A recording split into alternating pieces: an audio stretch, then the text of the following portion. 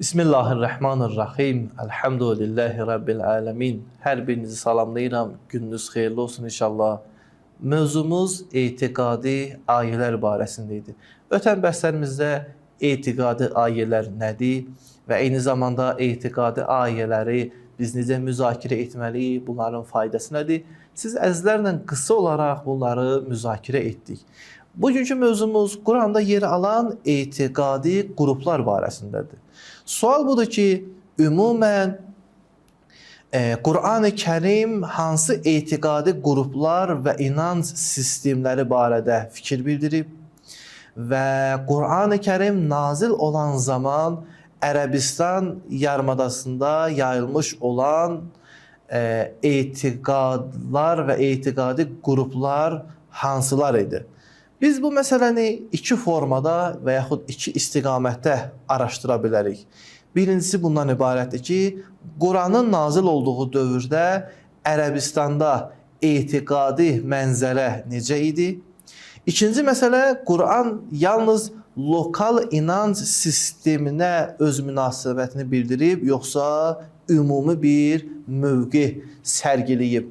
Daha aydın desək, Qur'an-ı Kərimin nazil olduğu dönəmdə Ərəbistan yarımadasında hansı etiqadi qruplar var idi, hansı dinlər var idi və etiqad barəsində hansı məsələlər var idi. Biz bu barədə, yəni bunu biz elmi tərəfdən təhlil etmək istəsək, müxtəlif tarix kitablarına müraciət edə bilərik. Amma ən sağlam yollarından da biri, bu barədə Həzrəti Əleyhisselamın bir kəlamına diqqət etmək uyğun ola bilərdi. Çünki İmam Əleyhisselam bu barədə bizə ən gözəl məlumatı verib. Nəhcül Bəlağada yer alır bu xütbə. İmam Əleyhisselam buyurur ki, وَأَهْلُ الْعَرْضِ يَوْمَعِزٍ مِلَلٌ مُتَفَرِّقَ Yer əhli, yəni dünya cəmiyyəti o dövrdə, yəni Peyğəmbərin bi'sət, yəni Peyğəmbərliyə seçilməmişdən ki, dönəmdən qabaq, müxtəlif dinlərə və məzhəblərə bölünmüşdülər. İmam Əleyhisselam ümumi bir bizə qayda verir. Və əhlül ərzi yevməizin miləlin mütəfərriqə.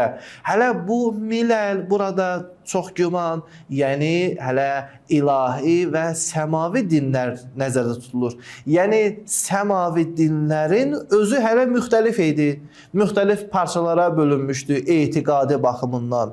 Və İmam Əleyhisselam buyurur ki, وَأَحْوَاءٌ مُنْتَشِرَةٌ Və o zaman insanlar müxtəlif yanlış meyillərə və təraiqun mütəşəddidə dağınıq yollara sahib idilər. Və bunlar nə edirlər? Beynə müşəbbihi lillah bi xəlqihi bəziləri Allahı öz məxluqlarına bənzədirdilər. Əv mulhidin fi ismihi bəziləri Allahın adını, Allahın o feiliyyətini, rububiyyətini inkar edirdilər.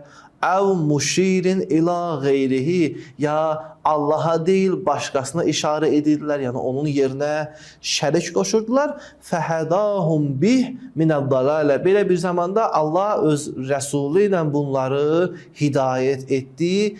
Və ənqazəhum biməkanihi minəl-cəhalə Allah Peyğəmbər vasitəsilə onları azğınlıqdan hidayətə çatdırdı və onun vasitə edərək cahillikdən onları qurtardı.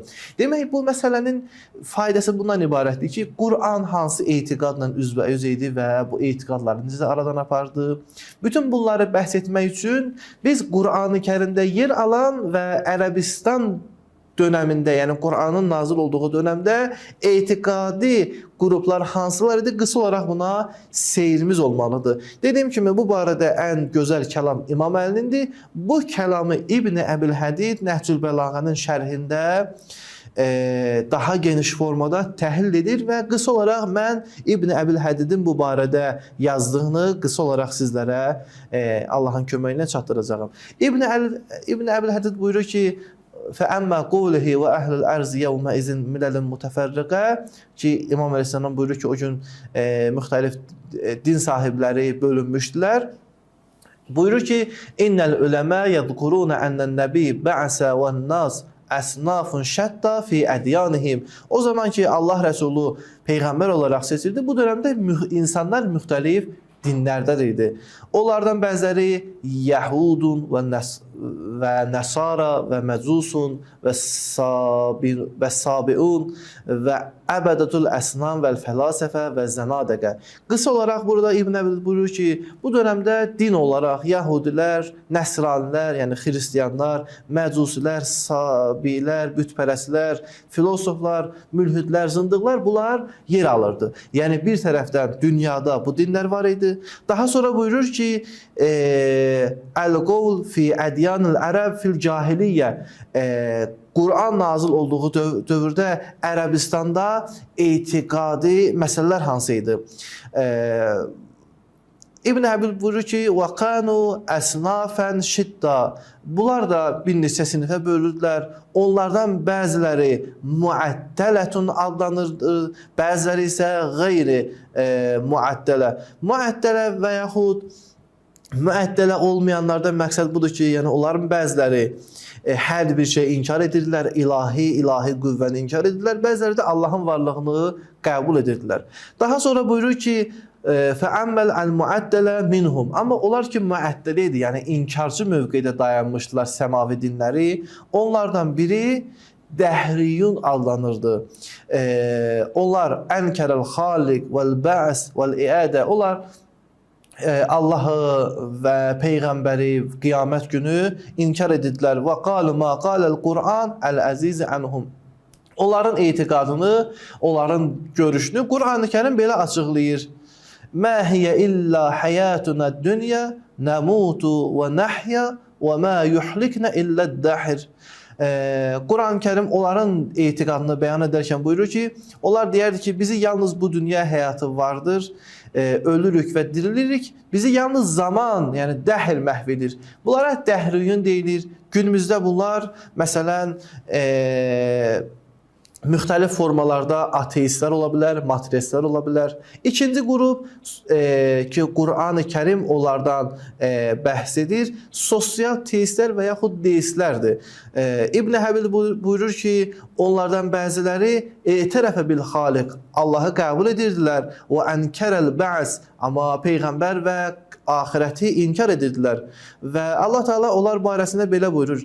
Qalə mən yuhyil izam və hiyə ramim. Mübarək Yasin surəsində bir dəstə şəxsə deyir ki, çürüyüb torpağa dönmüş sümükləri kim dirildə bilər, kim bunları canlandıracaq? Yəni bunlar xaliqə inanırlar, amma insanın axirətdə dirilməsinə etiqadları yoxdur. Üçüncü qrup müxtəlif şirk dəstələridir ki, Allaha şərik qoşurdular. Və minhum mən əqərrə bil xaliq. Xaliqə iqrar edirdilər və bir formada axirətə də etiqadları var idi və ənkərər rusul, amma peyğəmbərliyi inkar edirdilər. Bunlar da müxtəlif bütpərəstlər və müşriklər adlanırdı.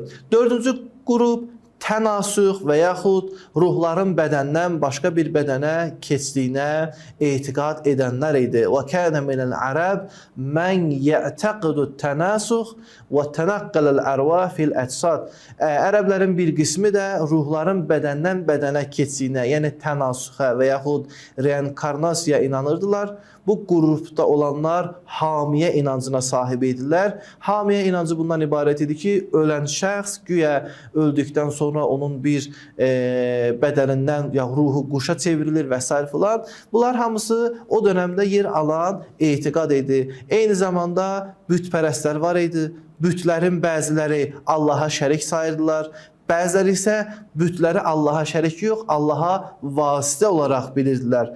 Digər bir dəstə müşəbbəhə və mücəssimə idi. Yəni Allahı insana bənzədirdilər, Allahı nəyəsə oxşadırdılar. Ümumilikdə, əzizlər, İbn Əbil Hədid burada 8-dən çox ərəblərin daxilində olan etiqadi cəryanlara, etiqadi qruplara toxunur. Bu onu göstərir ki, Quran-ı Kərim ərəblərin dini inancı sadəcə bir formalı və bütpərəstlik olmamışdı. Bəlkə Qur'an-ı-Kərim fərqli etiqad və inanclar qarşısında həqiqi, doğru ilahi etiqadı bəyan etmişdir.